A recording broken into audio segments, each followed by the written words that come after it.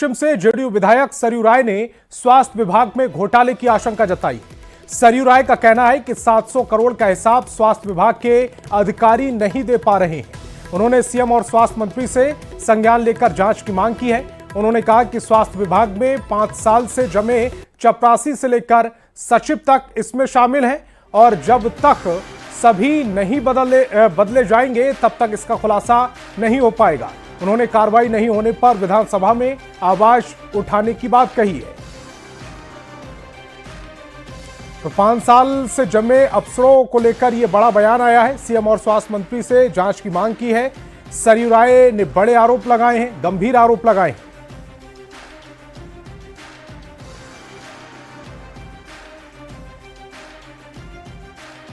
अब कोविड में आया है स्वास्थ्य विभाग को पैसा, ये पैसा कहाँ खर्च हुआ है इसका हिसाब स्वास्थ्य विभाग नहीं दे पा रहा।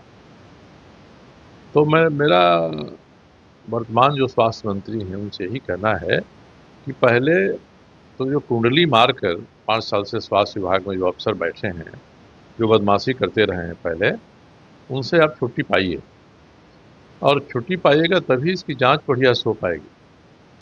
और आप हिसाब किताब ले सकते हैं कि भाई 700 करोड़ रुपए आया तो खर्च कहाँ हुआ, कोई तो बताएगा। जहां खर्च हुआ है बता दो। झारखंड सरकार के स्वास्थ्य मंत्री डॉक्टर इरफान अंसारी की याचिका पर सुप्रीम कोर्ट में 24 जनवरी को सुनवाई होगी। स्वास्थ्य मंत्री ने झारखंड हाई कोर्ट के उस आदेश को सुप्रीम कोर्ट में चुनौती दी है जिसमें कोर्ट ने दुमका सिविल कोर्ट की ओर से चार्ज फ्रेम किए जाने को चुनौती देने वाली याचिका खारिज कर दी थी। दरअसल साल 2018 में दुष्कर्म की शिकार एक बच्ची की फोटो अस्पताल से वायरल होने के मामले में इरफान अंसारी के खिलाफ कोर्ट ने संज्ञान लिया था।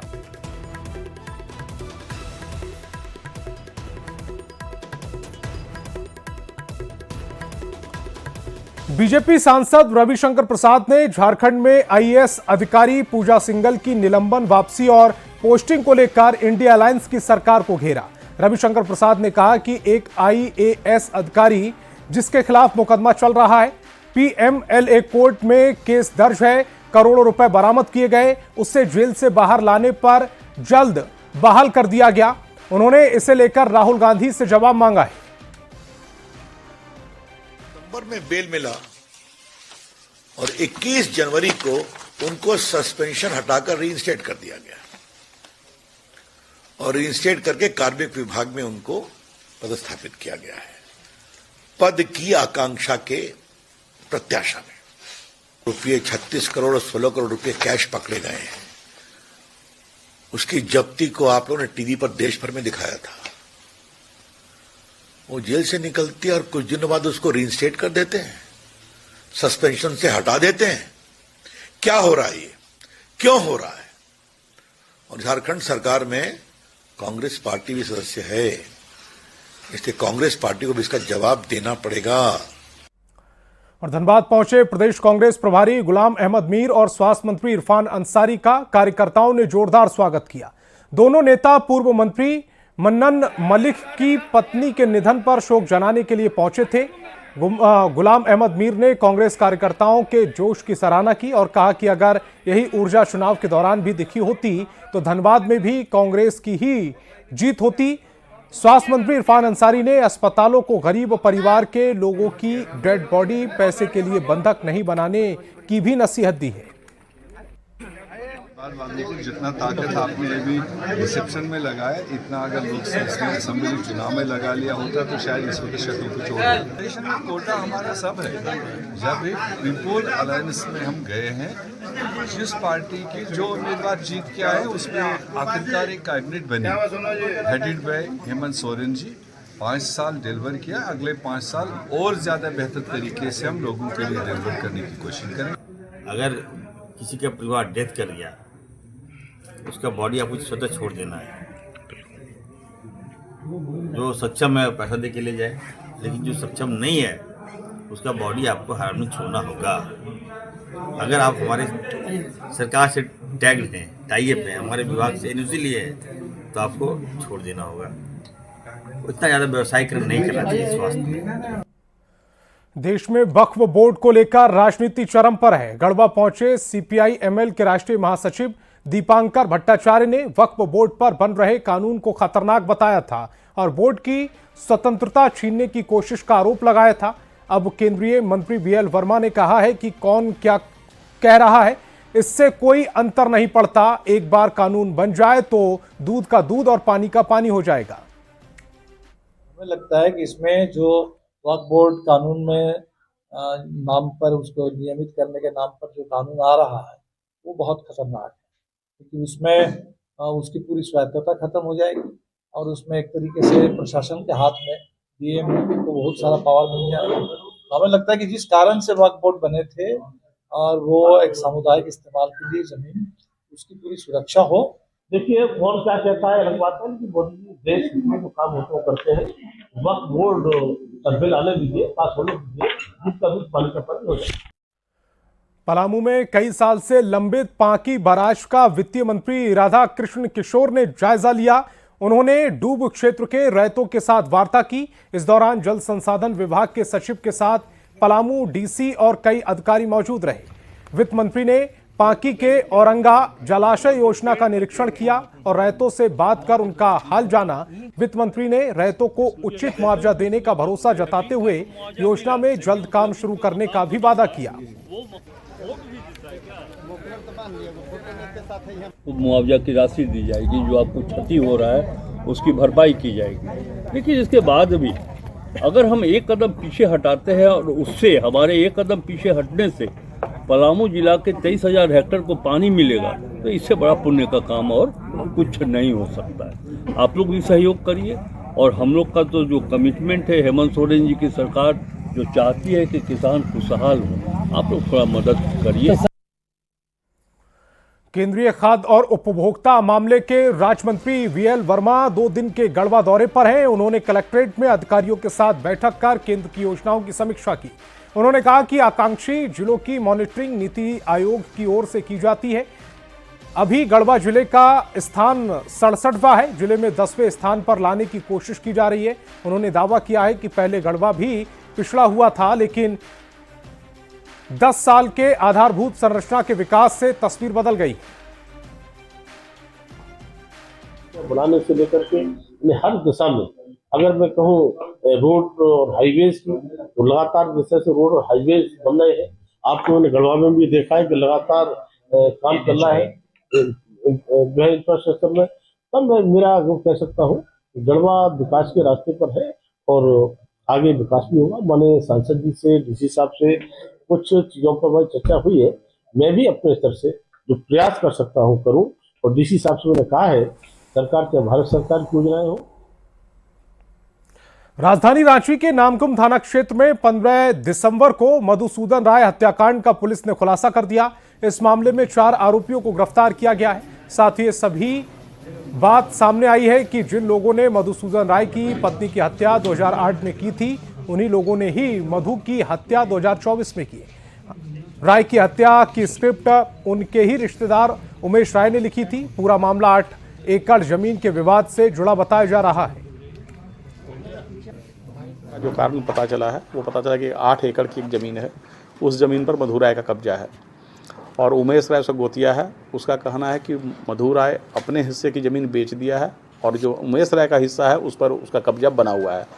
और इसको इसी ज़मीन के टुकड़े को लेकर एक बार 2008 में ये मधु राय की पत्नी की हत्या हुई थी। मधु राय पर ही गोली चली थी तो मधु राय की पत्नी को लग गई थी। फिर 2016 में एक घटना घटी जिसमें मधु राय की हत्या का प्रयास किया गया था और अल्टीमेटली इस घटना को अंजाम दिया गया। खबर सरायकेला से, जहां आदित्यपुर पुलिस ने अपहरण के प्रयास और हत्या मामले में 6 आरोपियों को गिरफ्तार किया है। अपहरण और रंगदारी मामले में 3 आरोपी गिरफ्तार किए गए। वहीं टाटा स्टील गम्हरिया प्लांट में लोडर ऑपरेटर अभय सिंह हत्याकांड में फरार 3 आरोपी भी पकड़े गए। इनके पास से 4 मोबाइल फोन जब्त किए गए। थाना प्रभारी ने बताया कि 20 जनवरी को डिलीवरी बॉय से 3 युवकों ने मारपीट कर मोबाइल छीन लिया था और उसी फोन से परिवार वालों से रंगदारी भी मांगी थी। इसके बाद स्पेशल टीम ने कार्रवाई करते हुए अपराधियों को गिरफ्तार किया। इन्होंने बताया कि उसी छीने गए मोबाइल से इनके भाई को लगातार धमकी दी जा रही थी कि तुम हमको पैसा दो, नहीं तो तुम्हारा भाई मेरे कब्जे में है, तुम्हारे भाई को हम जान से मार देंगे। उनके घर वाले काफ़ी डर गए थे और पैसा देने ही वाले थे।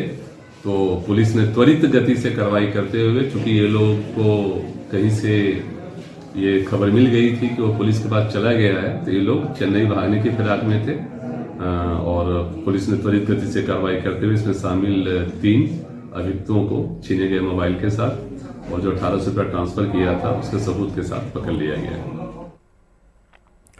खबर कोडरमा से, जहां डोम चांच के महकुंडी जंगल में अवैध माइका के उत्खनन पर वन विभाग ने कार्रवाई की है। वन विभाग की गश्ती टीम ने खनन में लगी जेसीबी को जब्त किया। देर रात महकुंडी जंगल के वाइल्ड लाइफ सेंचुरी में डिबरा का उत्खनन किया जा रहा था, जबकि इस जंगल से एक पत्ता भी तोड़ने की मनाही है।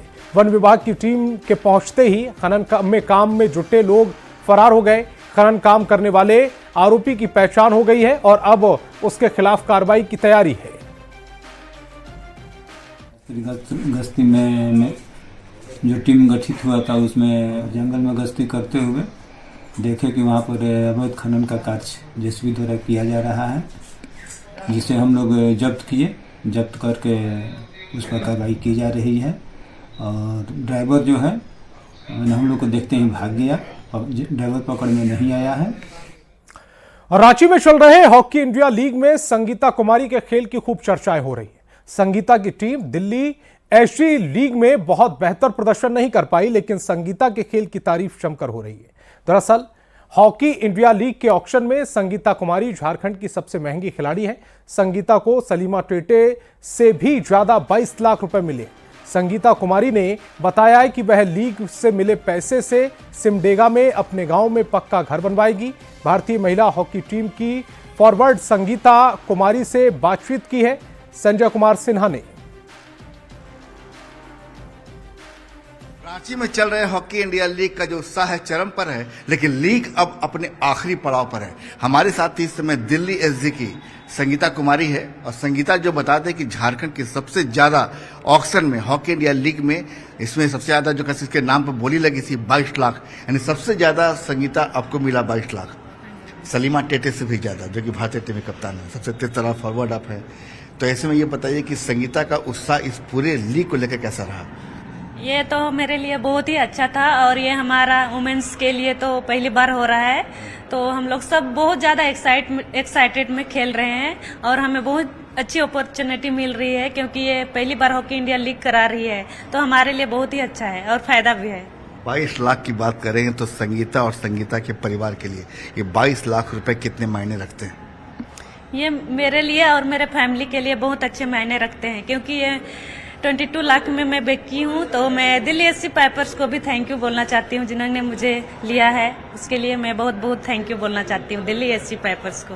संगीता के बारे में बोलते हैं, संगीता बहुत कम बोलती है, लेकिन संगीता ये बताओ कि घर ऐसे तुम रहने वाली हो सिमडेगा की, तो इस कुछ माने माँ पापा ने भी कोई प्लानिंग की होगी कि संगीता को पैसे, मतलब इस पैसे से करना क्या है? मेरे फैमिली के लिए मैं एक छोटा सा घर बनाना चाहती हूँ, क्योंकि मेरे घर में थोड़ा अच्छे घर नहीं है, तो मैं एक सोची हूँ अपनी फैमिली के लिए एक छोटा सा अच्छे से घर बनाकर दूंगी। पूरे लीग के 4 टीमों में सबसे नीचे, ऐसा क्यों?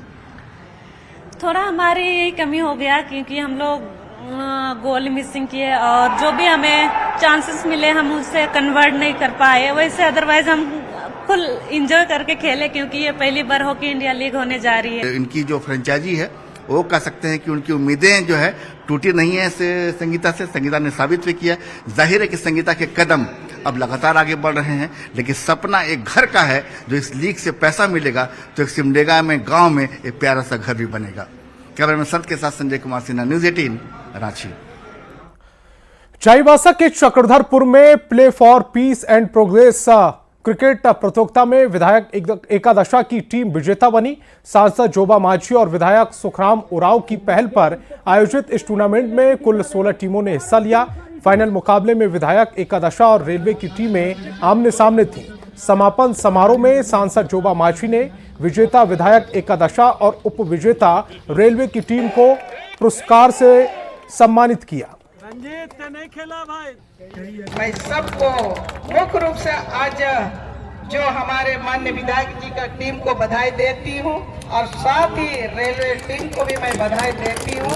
इसी तरह से हम लोग मिलजुल करके एक प्रेम का भावना को और मजबूत करेंगे, एक प्रेम को एक दूसरे में और मजबूती के साथ हम लोग बांटेंगे। ये खेल एक माध्यम है एक दूसरे को मिलने का। हजारीबाग में किसान अब मछली पालन के साथ ही मोती उत्पादन और पानी फल सिंघाड़ा की खेती भी कर पाएंगे। बरही अनुमंडल के दौड़वा कुंडवा में एकीकृत जलीय कृषि प्रशिक्षण का शुभारंभ किया गया है।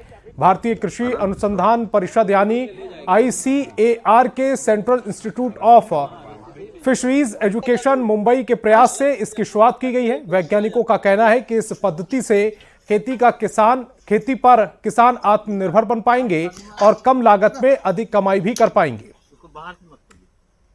कितना दिन में ऐसी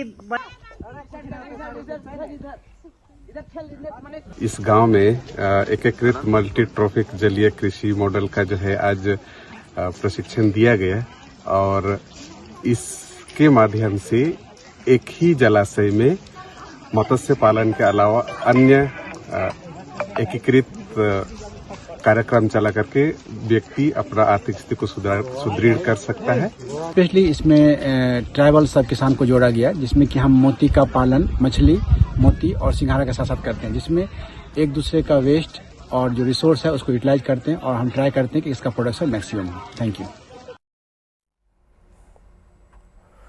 और कोयले की राजधानी धनबाद में कोयला तस्कर बेखौफ दिख रहे हैं। हाल यह है कि कोयला तस्करों की करतूत का खुलासा करने वाले एक पत्रकार के अपहरण की दिन दहाड़े कोशिश की गई। घटना की वीडियो वायरल हो रही है। अपराधियों का नाम भी पुलिस को पता है, लेकिन आरोपी अभी तक पुलिस की गिरफ्त से बाहर है। एक रिपोर्ट आपके लिए।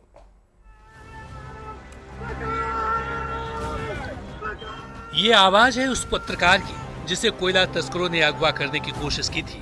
लोगों की भीड़ जुटने से हालांकि आरोपी अपने मकसद में कामयाब नहीं हो सके और पत्रकार अगवा होने से बच गया।